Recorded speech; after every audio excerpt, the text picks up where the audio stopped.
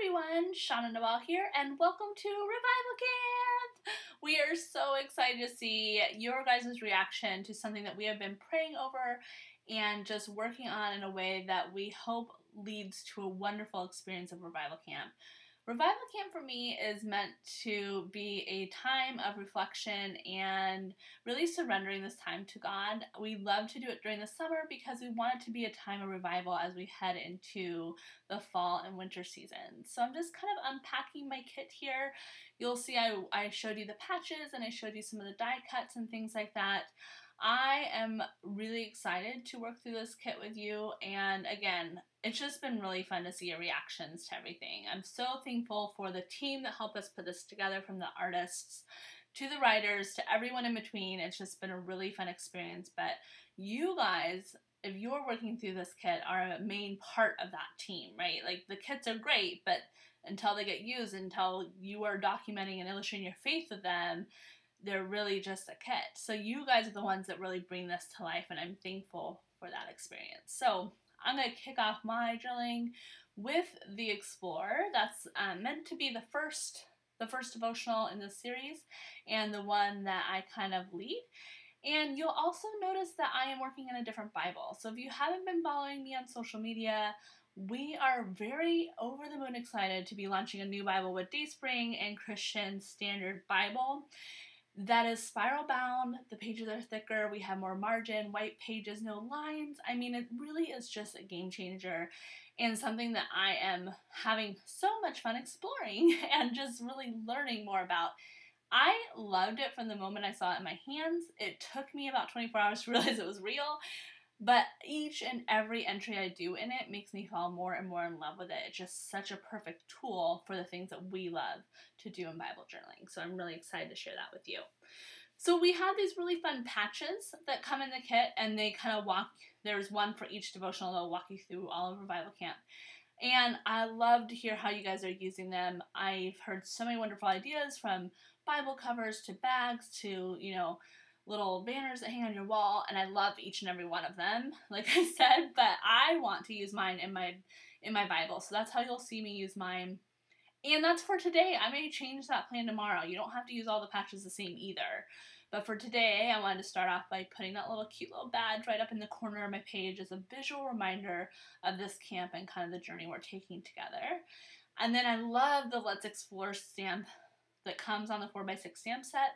I think it just has so many different meanings as we talk about Revival Camp and God and His Word. And so I decided to cut out of the sticker paper the verse reference. I cut out the whole verse, but I ended up using the reference to stick under there. So it's like, let's explore Romans 15:13, right? And so we can kind of break that down. And that's exactly what I was wanting to do in this process of breaking down this verse and kicking us off. I wanted this first one to be kind of a reflection of what you were wanting from the process, what you were praying for, where you were looking to guide you, right? And so that's exactly what we wanted this first one to be. So we're starting in Romans 15:13. You'll see in the devotional that we kind of break it down. So we take a couple words, we explain it, we kind of give you something to jump off of and some journaling prompts in that way. And so that's exactly how I'm going to use that, is breaking that down in a way that gives me some journaling prompts to reflect on, some prayers, some places of gratitude to stand in. And I'm going to go ahead and read Romans 15:13. This is from the CSB version. Now may the God of hope fill you with all joy and peace as you believe, so that may overflow with hope by the power of the Holy Spirit. And I still kind of stumble on some of those words because I just think it's so powerful. And that's why we wanted to break them down, because this is such a powerful verse. And so we break it down to, may the God of hope. What does that mean to you? What are you taking away from that? What is it that where does your hope lie? And we further break it down, but I'm just taking hope, right? And I'm getting out my alphabet stickers, and I'm giving myself a little title. You'll see here when I do my titles with alphabet stickers, I start in the middle and kind of work my way out.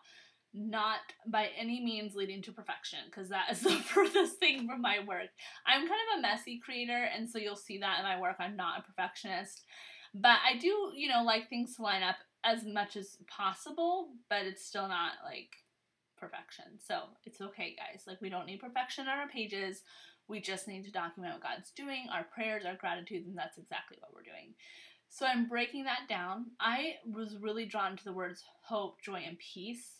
And then I'm doing some journaling. So you'll also notice that I'm taking my paint card and drawing my journaling lines with that. I don't typically do that. I typically will freehand them, but I found since I moved to this Bible, that little paint card is like the perfect little size to make journaling lines, and it's just been really fun. So I've been doing that. Did some journaling, personal reflection, some gratitude and hopes around this verse there, and that was the main meat of my entry. I just had the badge, the let's explore, and then the verse reference underneath, and then the 3 broken down journaling sections. And if I just was done there, it would have been perfect. I decided to add a little footer stamp to the bottom. So I love the trees, and I thought it'd be really fun to kind of do a layered effect with the trees. So I played with that on a piece of scratch paper to kind of see what that effect will look like, also to prime my stamps a little bit because I haven't used them. And I play with some like aqua blues and dark blues, playing off the colors in the patch. What you'll see is, one, my camera falls, so you like halfway through me testing this out, like the camera just falls. So I skip to when I'm actually doing it in my Bible. I meant for it to be a little bit more offset on the colors, so you would have more of each color kind of showing. I ended up, by accident, almost stamping it too perfect on top of each other, and so I don't get that same effect that I'm going for, but I do get this really rich and depth of color from that. So I just encourage you that when things don't turn out exactly how you kind of hoped they would, that you find, like a little serendipity moment in that creativity. And what did you learn from that process? And, oh, now I know I want this really depth of color. I can kind of try to stamp directly on top and get that, things like that. So just have fun with it. That's what this is all about. So just cleaning my stamp off there and trying to decide if there's anything else I want to do. If you know, my Bible journal entries usually have a lot more kind of going on, but I really liked the simplicity of this entry, and I didn't want to like distract from what I was trying to take away from this verse and from this entry with a bunch of other stuff. So I kind of contemplate different things. I decided just to add a tab to the top, and on the digital elements that we print out, we left little patches of, or little like chunks of pattern paper essentially. So you could take your little punch and make yourself some tabs, and that's what I end up doing.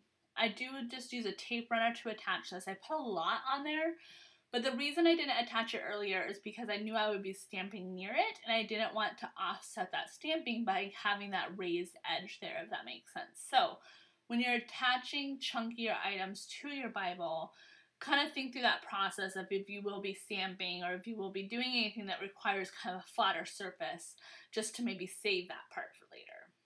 So as you can see, I cut out my little tabbies there, and I decided to cut out the little patch that's at the top of my digital devotionals because I think it would be such a cute little tab. And how fun would it be to have all the little patches sticking out so they all kind of go together, but you can still see different parts of that journey. And I say that because that's just what I'm doing today. My whole plan could change by tomorrow. If you know anything about me, I kind of change each time. But I thought that was kind of cute how that worked out. And the sizing was kind of perfect. So I just stuck it right in the middle with some adhesive, and then attached the other tab to the back so that it wasn't blank on the back. I hope you guys enjoy Revival Camp. I pray that this journey is exactly what God wants for you as you just surrender it to Him, because it really is His, and we just get to learn in the process. Thank you so much. Have a wonderful day.